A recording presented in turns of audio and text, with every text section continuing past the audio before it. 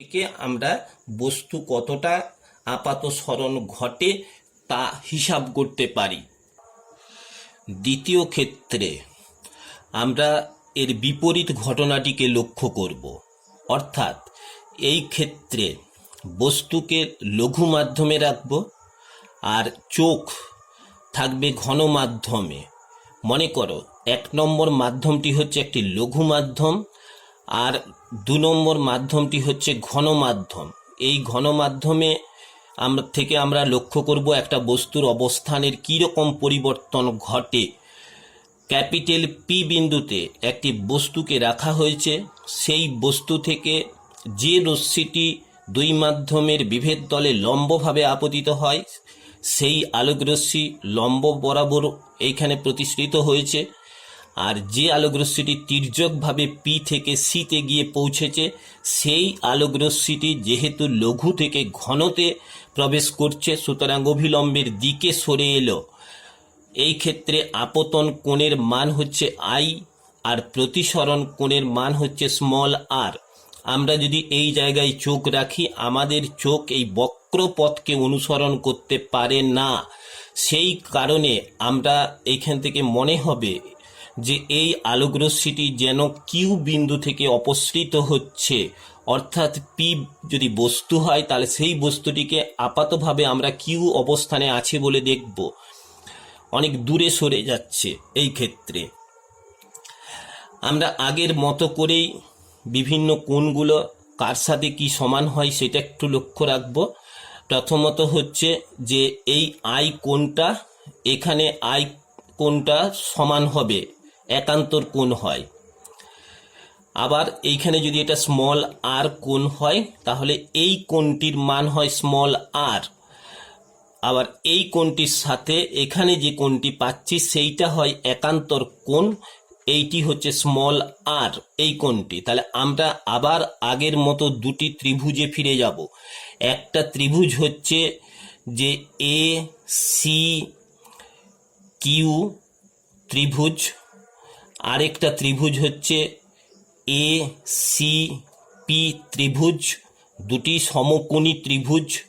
সুতরাং আমরা এসি কিউর ক্ষেত্রে যদি লিখি সাইন আর সমান হচ্ছে এসি কিউ ত্রিভুজটার ক্ষেত্রে সাইন আর যদি করি লম্ব বাই হচ্ছে অতিভুজ, অর্থাৎ এসি বাই হচ্ছে সি কিউ।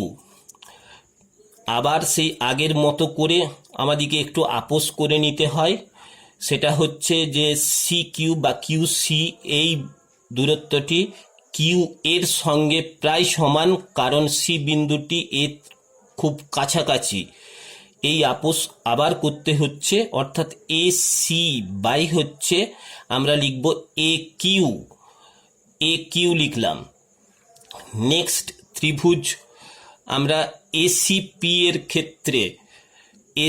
এর ক্ষেত্রে যদি সাইন আই বের করি, সাইন আই এসিপি এই ত্রিভুজটার ক্ষেত্রে লম্ব বাই হচ্ছে অতিভুজ এসি বাই পিসি। তাহলে সাইন আই ইকুয়াল টু আমরা আবার লিখব এসি বাই হচ্ছে পিসি, আবার সেই আপোস পিসি নিয়ারলি ইকুয়াল টু এপি, তাহলে এপি লিখলাম। এইবারে আলোকরশ্মি যেহেতু লঘু থেকে ঘন এক মাধ্যম থেকে 2 নম্বর মাধ্যমে প্রবেশ করে, তাহলে 1μ2 সমান লিখব সাইন আই বাই হচ্ছে সাইন আর। এবারে এই মানগুলোকে আগে যা পেয়েছি সেগুলো যদি বসিয়ে দিই তাহলে এসি বাই হচ্ছে এপি বাই হচ্ছে এসি বাই হচ্ছে এ কিউ, সমান চিহ্ন দিয়ে যদি দিই তাহলে এ কিউ উপরে হয় এ পি নিচে আসে, তাহলে 1μ2 সমান এ কিউ বাই হচ্ছে এ পি। তাহলে এ কিউ মানে কি, এ থেকে কিউ আপাত গভীরতা, আপাত তার উচ্চতা এখান থেকে, আর এই দিক থেকে এপি হচ্ছে তার প্রকৃত উচ্চতা। তাহলে আপাত উচ্চতা বাই হচ্ছে প্রকৃত উচ্চতা 1μ2 এর ক্ষেত্রে। আমরা যদি এই মাধ্যমটাকে বায়ু মাধ্যম ধরে নিই তাহলে এই দ্বিতীয় মাধ্যমটা একটা যা আছে তার পরম প্রতিসরাঙ্ক, সেই ক্ষেত্রে সেটাকে মিউ লিখতে পারি, সমান হচ্ছে এ কিউ বাই হচ্ছে এ পি লিখা যায়। আগের মতো করে পি কিউ কতটা তার সরণ ঘটেছে উপরের দিকে সেটা আমরা বের করতে চাইছি। পি কিউ সমান আমরা ধরে নিচ্ছি এক্স, এই মানটা আমরা বের করতে চাই। এটা বের করতে গেলে আমাদেরকে এইখানে ধরে নিতে হয় এইখান থেকে এই পর্যন্ত যে স্তরটা রয়েছে এ থেকে কিউ, এই পর্যন্ত দূরত্বটাকে আমরা প্রথমত ধরে নিলাম এটা হচ্ছে স্মল ডি। এ থেকে কিউ পর্যন্ত এই দূরত্বটাকে একটু কারেকশন করে নাও। আমি এই বস্তুর যেটা প্রকৃত গভীরতা, এই প্রকৃত গভীরতাটাকে আমি ডি ধরছি। এ থেকে পিটাকে ধরলাম ডি, স্মল ডি। তাহলে আমরা এইখানে যদি মানটা বসিয়ে দিই তাহলে মিউ ইকুয়াল টু হচ্ছে এ কিউ বাই হচ্ছে স্মল ডি, এই সমীকরণ থেকে পেলাম। তাই এ কিউ সমান হচ্ছে কত না মিউ ইন্টু ডি। আমরা চাইছি পি কিউর মান, তাহলে পি কিউ পেতে গেলে পি কিউ সমান এক্স, অর্থাৎ এক্স হচ্ছে সরণ, এক্স ইকুয়াল টু আমরা এখান থেকে পি কিউ যেটা বলছিলাম সেটা সমান হচ্ছে এ কিউ মাইনাস হচ্ছে এ পি। এ কিউর মান আমি একটু আগে বের করেছি মিউ ইন্টু ডি, আর এ পির মানটাকে আমি ডি আগেই বলে রেখেছিলাম স্মল ডি। তাহলে এক্স ইকুয়াল টু যেটা পাচ্ছি সেটা হচ্ছে এখান থেকে ডি যদি কমন নিয়ে নাও তাহলে মিউ মাইনাস ওয়ান। এই একটি সম্পর্ক থেকে আমরা বুঝতে পারি যে একটা বস্তু যদি লঘু মাধ্যমে থাকে আর আমরা যদি ঘন মাধ্যম থেকে দেখি তাহলে বস্তুটি কতটি উপরের দিকে সরে যাবে তার একটা হিসাব এখান থেকে বের করতে পারি। আলোর অভ্যন্তরীণ পূর্ণ প্রতিফলন তোমাদের একটি অত্যন্ত পরিচিত একটি টার্ম, আগেই অনেকটা জানা আছে, আমি তবু একটু মনে করিয়ে দিই। যখন আলোকরশ্মি ঘন মাধ্যম থেকে লঘু মাধ্যমে প্রতিসৃত হয় তখন আমরা জানি যে সেটি অভিলম্ব থেকে দূরে সরে যায়। এই এখানে একটা আলোকরশ্মি আপতিত হয়েছে, সেই আলোকরশ্মিটা যখন দুই মাধ্যমের বিভেদ তল থেকে নিঃসৃত হয় তখন সেই আলোকরশ্মিটা অভিলম্ব থেকে দূরে সরে গেল। আমরা এই আপতন কোণের মানটাকে যদি বাড়াতে থাকি তাহলে একটা সময় দেখব যে এই যে আলোকরশ্মি যেটা আপতিত হলো সেই আপতিত আলোকরশ্মিটা তখন আর দ্বিতীয় মাধ্যমে প্রবেশ না করে দুই মাধ্যমের বিভেদ তলের গা ঘেঁষে চলে যায়। তাহলে এই ক্ষেত্রে এই বিশেষ আপতন কোণ এইটিকে বলা হয় সংকট কোণ বা ক্রিটিক্যাল অ্যাঙ্গেল বলা হয়। তাহলে সংকট কোণ কাকে বলে? যে যখন আলোকরশ্মি ঘন মাধ্যম থেকে লঘু মাধ্যমে প্রতিসৃত হয় তখন যে আপতন কোণের জন্য প্রতিসরণ কোণের মান হচ্ছে 90 ডিগ্রি হয় বা সমকোণ হয় তাকে বলা হয়, সেই আপতন কোণটিকে বলা হয় সংকট কোণ। আর সংকট কোণের থেকে যখন আলোকরশ্মি বেশি কোণে আপতিত হয় তখন আলোকরশ্মি আর দ্বিতীয় মাধ্যমে প্রবেশ না করে পুনরায় প্রথম মাধ্যমে ফিরে আসে। এই ঘটনাটিকে বলা হয় আলোর অভ্যন্তরীণ পূর্ণ প্রতিফলন, যার জন্য দুটি শর্ত: আলোকরশ্মিকে ঘন থেকে লঘুতে প্রতিসৃত হতে হবে এবং আপতন কোণের মান সংকট কোণের থেকে বেশি হতে হয়। এবারে আমরা এই ক্ষেত্রে একটা সমীকরণ দেখব যে মনে করো এই মাধ্যমটা হচ্ছে জল মাধ্যম ওয়াটার আর এটা হচ্ছে বায়ু মাধ্যম এয়ার। তাহলে আমরা লিখতে পারি যে ওয়াটার মিউ এ সমান হচ্ছে সাইন আই বাই সাইন আর। তাহলে এইখানে সাইন আই হচ্ছে এই কোণটার ক্ষেত্রে তোমরা যদি বিবেচনা করো, সংকট কোণের ক্ষেত্রে যদি বিবেচনা করি তাহলে সাইন থিটা সি বাই হচ্ছে সাইন 90 ডিগ্রি। এখানে প্রতিসরণ কোণ 90 ডিগ্রি হয়েছে। তাহলে ডব্লিউ মিউ এ সমান হচ্ছে সাইন থিটা সি। আমরা যদি উল্টিয়ে দিই, আমরা জানি যে W mu A K A mu W করা যায় তখনই, যে যদি এটা লিখি 1 by sine theta C, sine theta C. আবার যদি বলি যে এয়ার বায়ু মাধ্যম মানেই সেটা একটা শূন্য মাধ্যম ধরা যায়, তখন তার সাপেক্ষে এই মাধ্যমটার প্রতিসরাঙ্ককে পরম প্রতিসরাঙ্ক বলে। তাহলে মিউ ডব্লিউ সমান হচ্ছে 1 বাই সাইন থিটা সি। এইভাবে আমরা সংকট কোণের সঙ্গে কোনো একটা মাধ্যমের প্রতিসরাঙ্কের সম্পর্ক নির্ণয় করতে পারি। আলোর অভ্যন্তরীণ পূর্ণ প্রতিফলনের অজস্র ব্যবহারিক প্রয়োগ রয়েছে, অনেক প্রাকৃতিক উদাহরণও রয়েছে। মরুভূমির মরীচিকা কিংবা শীত প্রধান দেশে সমুদ্রে জাহাজকে আকাশে উড়ে উড়ে আসছে দেখতে পাওয়া যায়, ইত্যাদি অজস্র ঘটনা রয়েছে যেখানে আলোর অভ্যন্তরীণ পূর্ণ প্রতিফলনের ঘটনা ঘটছে।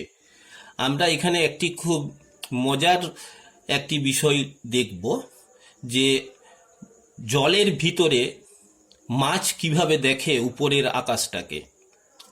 আমরা তো চোখে দেখছি যে পূর্ব দিকে সূর্য উঠে পশ্চিম দিকে সূর্য অস্ত যায়, 180 ডিগ্রি একটা ব্যবধানের মধ্যে সমস্ত বিষয়টাকে আমরা দেখতে পাচ্ছি। মাছ কিভাবে দেখে জলের ভিতরে, বা কোনো যদি জলজ জন্তু হয়, প্রাণী হয়, তাহলে তারা কিভাবে কোনো একটা ঘন মাধ্যমে থেকে লঘু মাধ্যমের বস্তুকে তারা কিভাবে দেখে। মনে করো আমরা এইরকম জায়গায় যদি কোনো বস্তুকে রাখি, এই দুই মাধ্যমের বিভেদ তলে কোনো বস্তু এই জায়গাটাতে যদি থাকে, তাহলে এইখান থেকে আলোক রশ্মি এই বরাবর এলো, দুই মাধ্যমের বিভেদ তলের গা ঘেঁষে এ আপতিত হয়েছে। আপতিত হলে তাহলে এ থেকে ই বরাবর সেটা প্রতিসৃত হলো। এই কোণটি হচ্ছে তার সংকট কোণ। আমি তোমাদিকে আগেই বলেছি যে আলোক রশ্মি প্রত্যাবর্তনশীল, অর্থাৎ এই ই থেকে এ বরাবর যদি আলোক রশ্মিকে আপতিত করি সংকট কোণে, তাহলে সংকট কোণে আপতিত করলে প্রতিসৃত রশ্মিটা দুই মাধ্যমের বিভেদ তলের গা ঘেঁষে যায়।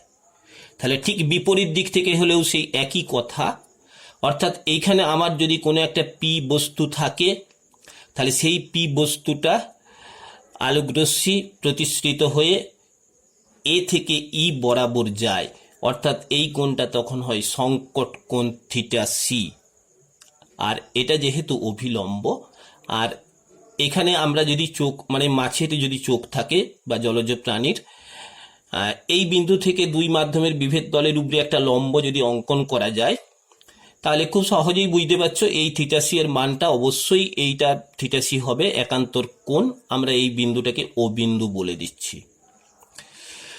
তাহলে এই যে মাছ বা জলজ প্রাণী, তার চোখ ঘনমাধ্যমে থেকে পি বস্তুটিকে কোথায় দেখবে? পি বস্তুটিকে সে তো আর এই বক্রপথকে অনুসরণ করতে পারে না, যার ফলে সে এইখান থেকে এরকম বিন্দুতে পি ড্যাশকে দেখবে।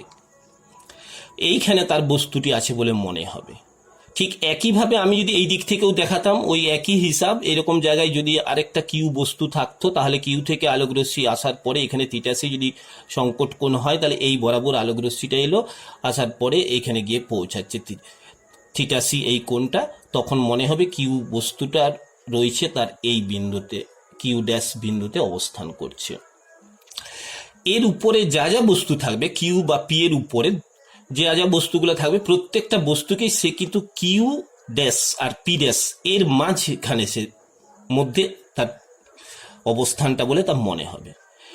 তখন এই জলের তল থেকে এটাকে একটা শঙ্কুর মতো মনে হবে, যে এই শঙ্কুর যে এটা ভূমিতল, এই ভূমিতলের উপরে যাবতীয় বস্তুকে সে দেখবে। এটা যদি থিটাসি হয়, তাহলে এটা যদি থিটাসি হয়, তাহলে 2 থিটাসি এই তার শীর্ষ কোণ বিশিষ্ট একটি শঙ্কুর মধ্যে সমস্ত বস্তুগুলি আছে বলে মনে হবে মাছের চোখের ক্ষেত্রে। তাহলে আমরা এমনিতে জানি যে বায়ুর সাপেক্ষে জলের সংকট কোণের মান হচ্ছে 49 ডিগ্রি, 49 ডিগ্রি হচ্ছে মান। তাহলে এটা থিটাসির মান যদি 49 ডিগ্রি হয়, তাহলে 2 থিটাসি সমান যে 2 × 49, তাহলে 2 × 49 যদি করি, তাহলে সেই ক্ষেত্রে হয় কি 98 ডিগ্রি। তাহলে এই কোণটার মান হচ্ছে 98 ডিগ্রি। তাহলে 98 ডিগ্রি শীর্ষ কোণ বিশিষ্ট কোণ একটি শঙ্কুর মধ্যে উপরের সমস্ত বস্তুকে জলজ প্রাণীরা দেখতে পায়। এবং সেই ক্ষেত্রে কি মনে হবে জলে মানে কোনো একটা ঘনমাধ্যম থেকে যদি দেখা যায়, তাহলে ঘনমাধ্যম থেকে লঘু মাধ্যমের বস্তুগুলোকে দেখা যাবে যে একটা আয়নার মাঝখানটা যদি গোল ছিদ্র করে দেওয়া যায় সেই রকম মনে হবে। তাহলে সেই গোল ছিদ্রটাই হচ্ছে এই ভূমিটা, শঙ্কুর ভূমিটা, এর মধ্যে সমস্ত বস্তুকে দেখতে পাবে। তাহলে আমরা যেখানে সূর্যকে ওঠা দেখছি, এইখান থেকে এখানে অস্ত যাচ্ছে, অর্থাৎ 180 ডিগ্রি আমাদের কাছে রেঞ্জ। তাহলে সেই ক্ষেত্রে জলজ প্রাণী বা যারা যদি আমরা ঘনমাধ্যম থেকে বা জলমাধ্যম থেকে যদি দেখি, তাহলে সেখানে 98 ডিগ্রি কোণের মধ্যে যে বস্তুগুলো সব আছে উপরে তাদেরকে দেখতে পাওয়া যাবে। এইখানে গভীরতা আর এই হিসাবটা আমরা দেখব যে থিটাসির সঙ্গে সম্পর্কটা কি। এই গভীরতার সম্পর্কটা হচ্ছে, ধরে নাও যে এইখানে যে বৃত্তটা তৈরি হচ্ছে সেই বৃত্তটার ব্যাসার্ধ হচ্ছে স্মল আর, ও থেকে ই, তার গভীরতা হচ্ছে এইচ। তাহলে আমরা এখান থেকে লিখতে পারি যে tan থিটা সি সমান হচ্ছে যে লম্ব বাই ভূমি। তাহলে এটা যদি থিটা সি হয় তাহলে আমরা লিখবো যে এখানে লম্ব হচ্ছে আর, তাহলে আর বাই হচ্ছে এইচ। তাহলে এই সম্পর্ক থেকে আমরা থিটা সি আর এবং এইচের মধ্যে একটা সম্পর্ক স্থাপন করতে পারি। অপটিক্যাল ফাইবার, যেটাকে আলোকবাহী তন্তু বলা হয়, এই নাম তোমরা অনেকেই অনেকবার অনেক জায়গাতেই শুনে থাকবে। অপটিক্যাল ফাইবার আমরা চিকিৎসা ক্ষেত্রে ব্যাপক ব্যবহার করে থাকি। পেটে কোথাও পাকস্থলীতে আলসার হলে এন্ড্রোস্কোপি করে, সেখানে অপটিক্যাল ফাইবারের মাধ্যমে একটা ক্যামেরাকে পাঠিয়ে দেওয়া হয়, তার ছবি দেখে নির্ধারণ করা যায় ক্ষতচিহ্ন কোথায় কোন অবস্থানে আছে। আমাদের হৃৎপিণ্ডের অবস্থাটা কীরকম আছে তার জন্য অ্যাঞ্জিওগ্রাফি করা হয়, সেখানেও আমাদের হাতের মধ্য দিয়ে একটা অপটিক্যাল ফাইবার এবং ক্যামেরা সহ পাঠিয়ে দিয়ে সেইখান থেকে চিত্র নিয়ে হার্টের প্রকৃতিটাকে বোঝা যায়। এছাড়া বিভিন্ন শল্য চিকিৎসা, অপারেশনের ক্ষেত্রেও কিন্তু এই অপটিক্যাল ফাইবারকে ডাক্তারবাবুরা ইউজ করেন। এ তো গেল চিকিৎসা শাস্ত্রের কথা। তাছাড়া আমাদের এই যে ডিজিটাল ওয়ার্ল্ড, সেই ডিজিটাল ওয়ার্ল্ডে আমরা এই অপটিক্যাল ফাইবার দিয়ে প্রচুর পরিমাণে সংকেতকে অবিকৃতভাবে এক স্থান থেকে বহু দূরে আমরা পাঠিয়ে দিতে পারি, যে কারণে আমরা এই অপটিক্যাল ফাইবারকে বিভিন্ন আইটি সেক্টরে, টেলিফোনে, টিভি, ফ্যাক্স, কম্পিউটার, বিভিন্ন যন্ত্রপাতিতে আমরা অপটিক্যাল ফাইবারকে ইউজ করে থাকি। অপটিক্যাল ফাইবারটা কি? অপটিক্যাল ফাইবার হচ্ছে একটা অত্যন্ত সরু, খুব অল্প ব্যাসার্ধের একটা তার বিশেষ। এর ব্যাসটা দাঁড়ায় 10 to the power 10 into 10 to the power -6 metre থেকে 125 into 10 to the power -6 metre. এত ক্ষুদ্র একটা রেঞ্জ মানের হচ্ছে এর ব্যাসটা হয়। এই অপটিক্যাল ফাইবারের দুটি অংশ থাকে। একটি অংশ হচ্ছে অপটিক্যাল ফাইবারের একটি অংশ হচ্ছে কোর, মাঝখানে থাকে কোর, আর দেওয়ালের দিকে থাকে ক্ল্যাডিং।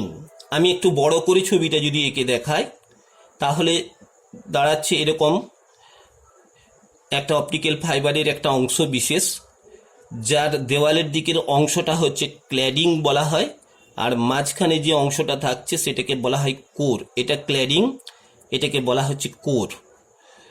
তাহলে এটা হচ্ছে ক্ল্যাডিং বললাম। এই দুটি মাধ্যমের বৈশিষ্ট্যটা হলো যে কোরের প্রতিসরাঙ্কটা ক্ল্যাডিংয়ের থেকে বেশি, অর্থাৎ কোর হচ্ছে ঘন মাধ্যম, ক্ল্যাডিং হচ্ছে লঘু মাধ্যম। যখন কোনো তরঙ্গ, সিগন্যাল, আলো ইত্যাদি যখন প্রবেশ করে এর মধ্যে, তখন এইখানে যেহেতু ঘন থেকে লঘুর দিকে আপতিত হচ্ছিল, তখন সংকট কোণের থেকে বেশি কোণে আপতন হয় এবং যার ফলে সেটার অভ্যন্তরীণ পূর্ণ প্রতিফলন ঘটে যায়। আবার এই বিন্দুতে এসে তার অভ্যন্তরীণ পূর্ণ প্রতিফলন ঘটে গেল। এইভাবে কোনো একটা তরঙ্গ অবিকৃত অবস্থায় এক স্থান থেকে বহু